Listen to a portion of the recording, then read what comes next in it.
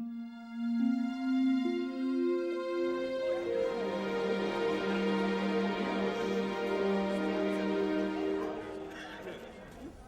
going to do a very dangerous thing right now. Anybody got a question? What's the role of forgiveness in this mind, consciousness, and thought? Well, it doesn't matter if it's mind, consciousness, or thought. Forgiveness is one of the most marvelous things in the world. Not for you forgiving somebody else, but for you.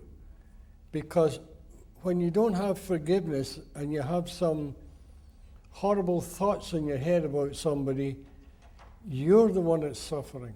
Believe me, you are. If you won't forgive anybody, you're suffering. Because every time you think about them, you start going through all this torment. But once you learn to forgive, you'll find the greatest relief for you. And when you find that great relief for you, then you start to see with clear eyes. You really do. Because without forgiveness in your heart, you have a problem.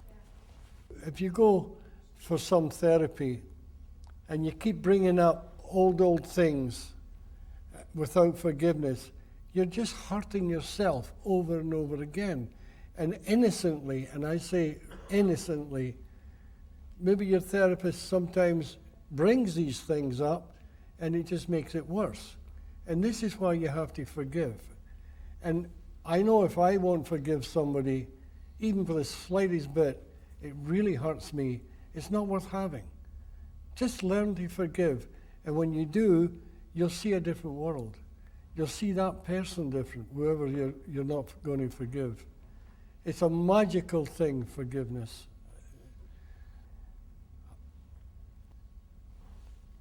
Now, I want you to be careful too. I've read books where they say that there's 4 principles. Well, there isn't. There's only 3. And those 3 lie before time, space, and matter.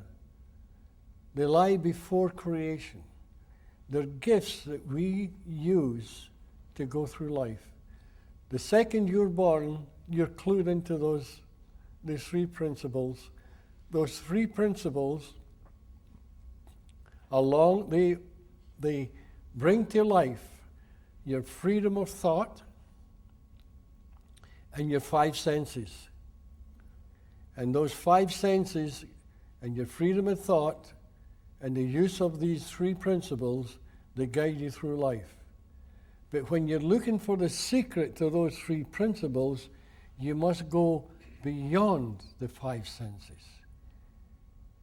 Because, you see, you're already there. And that's why I'm so confident, because it happened to me. That in a few seconds, I went from wherever I was, I went inside, I found this innate health, this innate wisdom, and realized that everybody has it. You have it, everybody has it. And this, it can be done to me, God, I'm a Scotsman. If it can happen to a Scotsman, it can happen to anybody. It can happen to you. It can happen a little bit of a time, or it can happen all at once. But I wouldn't look for it happening all at once. I would just live.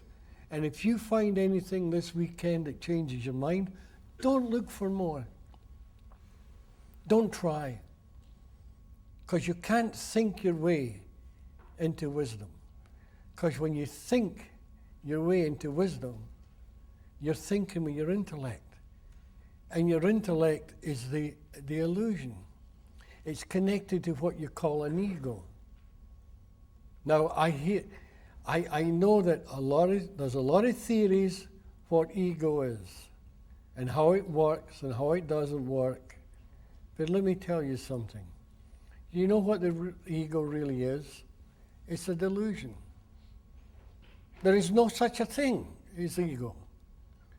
Ego is whatever you think it is. Whatever you think your ego is, that's it. Because it's all a delusion. You're coming from the little mind. And the little mind is just your thought system. Whatever you think it is, that's what it is. You know, one of the biggest mistakes is to think that the mind and the brain are the same thing. If you think that way, you will never, never, never in a million years find a secret to mental health. The brain is a biological computer.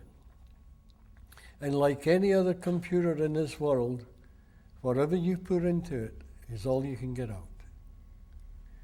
Now the brain, as I'm saying, is a biological computer. Now you go down to Radio Shack and you buy a computer. You bring it and you put it in your office and you put it on your desk and you sit and look at it. And you turn the switch. It's as dead as a doornail. Nothing happens. It has no life.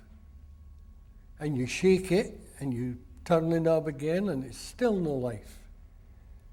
Then you realize, oh, it must have a source. It must have a source of power. Then you see this wire and it's got a plug on it. And oh, I'll plug it into the wall. You do that, then you touch the knob, then it becomes alive. Do you know what makes your brain alive? Is the power of universal mind. That universal mind, it lies before time, space, and matter. And it's automatic. You don't have to plug in anything. The day you're born, you're in it. You've got this brand new computer. It's empty.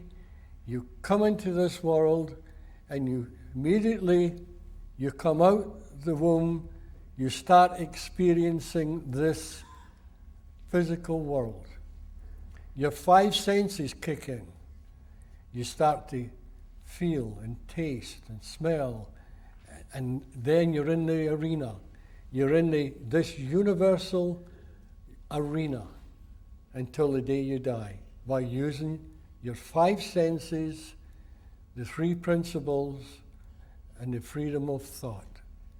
Now, the freedom of thought and the freedom of deed is quite different. The freedom of thought, you can think what you want. You could be in jail and still think you're free. The freedom of thought is one of the greatest gifts given. And if you use it properly, and you use those principles properly, what happens is, you see, when you're born, you have, your mind is purity. You've got purity of thought, purity of consciousness, and purity of mind. You come into this world, your five senses kick in, then you're in a divine illusion. The second you come into this divine illusion, you start losing the power and the purity of those principles. Now, as you wander through life and you start getting negative experiences, you start to lose the purity of those principles. And sometimes you lose it so much, you start to become mentally sick. This is where you doctors come in. As soon as a person loses too much of this purity of mind, conscious, and thought, they become mentally imbalanced. So you doctors come in and you say, we'll help you. Then you try and get them back to purity of thought. But the secret is, if you don't know what thought really is, it's all guesswork. Learn what the principles are. Once you learn those principles, you, physician, heal thyself, you become mentally very, very secure. You know the way. Somebody comes in, and instead of seeing a sick person, you see past the sickness, because you know they've got the same wisdom as you have. And we all have this wisdom to different degrees, depending on the experience of our life. If you've picked up experiences of anger, desire, hate, jealousy, envy, this is what will come out of you. But if you see that all those feelings, they're all feelings. If you can see that those feelings are only created from thought, if you can honestly see that, then those feelings disappear, and in their place comes love, nice feelings, hope, joy, helpfulness. You want to help people. It all changes just because you change your thoughts. You know what thought is? It's a magic paintbrush.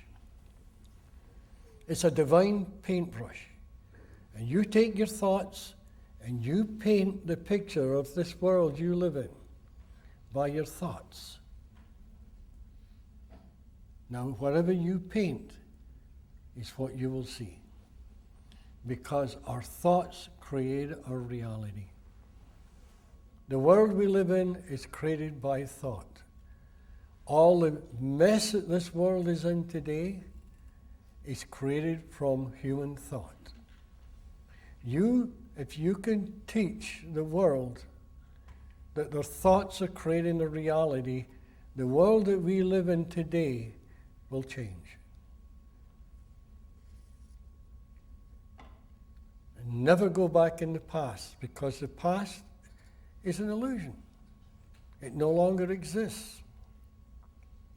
And this is where forgiveness comes in again, because you have to forgive those who harmed you in the past. I know when I was brought up, I was adopted. I didn't like where I lived. I didn't like my home. And I could sit here and tell you a whole bunch of horrible stories. And it'd be a therapist's dream to hear it. They'd be saying, what else happened? Well, I'll tell you this, and I'll tell you that. And they say, wow, you're really in trouble, man. But once I had this enlightening experience, I looked back with absolute clarity, and all I saw was two people who brought me up in total innocence. How I came into the world was brought on by total innocence. Everything was total innocence. And if I could go back now and see my parents, I would be so full of love for those people, immaterial what happened in the past, because you would see the innocence. And this is where therapy has to look. It has to change. It has to go the other way. Instead of going back, it has to find that the client's thoughts are creating the reality. It's so simple. I've been told it can't be that simple. You're insulting my intelligence. It's not that simple. And then they tell you all the horrible stories. And I'll say, well, what horrible stories? Well, I remember one 30 years ago, and they go back 30 years. What 30 years? It's all an illusion in time. It's no longer real. There is only one real thing on this earth, and that's now. And as I said this morning, this is why all those wise people have always talked about the importance of the now.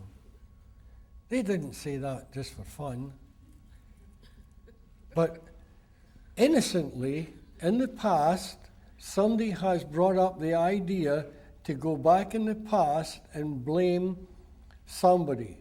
We don't care who you blame. We blame somebody. They don't care if it's your mother, your father, your granddad, your cousin, the kid down the block. They've got to blame somebody. But that was then. Then is an illusion in time.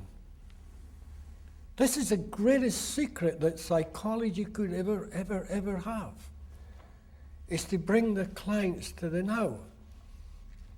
And to bring them to the now, they've got to be taught that the past no longer exists. And they've taken their paintbrush and they're painting old pictures over and over and over again. These thoughts, they're painting over and over and over again until it's driving them nuts, driving them crazy.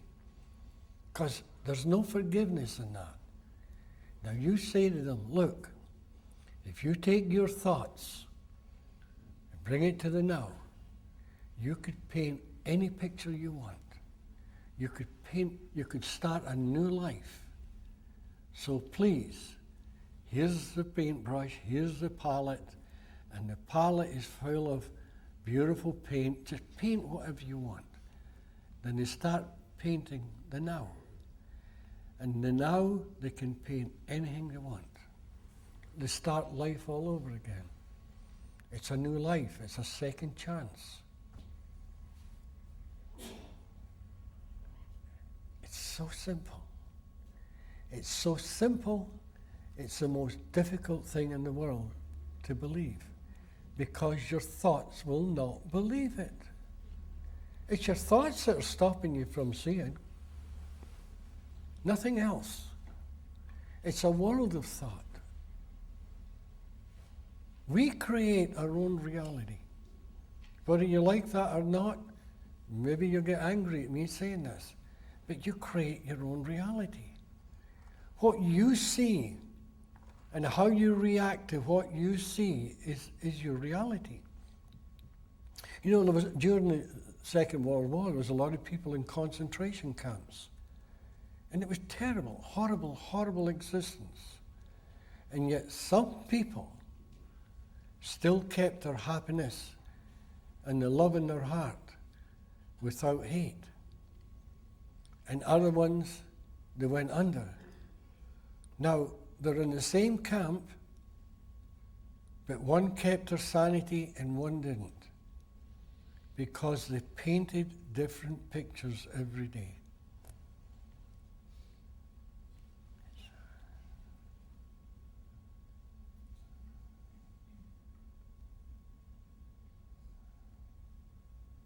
There is nothing more powerful than thought. And as I said before, I've read a book that says they've now discovered the fourth one. And the fourth one is emotions. Tell me something. How can you possibly have an emotion without using the principles? The principles can never change, because they lie before time, space, and matter. And this is why I'm saying they're spiritual. That's the only reason I'm saying they're spiritual, because they have no form. And if they have no form, how can they change? It's impossible. Now, just lately, I heard there's one woman, she's discovered 8. Probably 10 years from now, there'll be 25, unless we smarten up. In the medical field, if you go way, way back, they'd bore a hole in your head to let evil spirits out. Not that long ago, really, in time, there was bloodlet. So? See what I mean? I rest my case. Well, when I first heard about this, there was roughly 300 theories. Now it's up to 500. But they haven't thrown any away. You have to throw away. Bring in the new. And in its place will come this beautiful thing created from the three principles, created from wisdom that lies within, and it will change the field forever. Then, when this wisdom comes, the other ones will just vanish. They'll vanish like mist in the morning sun. And it has to be that way. I know I can get in trouble for saying this, but I have no other choice. I honestly have no other choice. I'm trying to be honest. I'm trying to be helpful. Nothing in this world, I'd give my life if I could change this world. If I could change doctors that were going to help children and people that are suffering all over the world, it'd be worth it. I've devoted my entire life to this. And when I see these doctors change, and I hear the miracles that are happening in their clinics, it's worth it. It's worth it.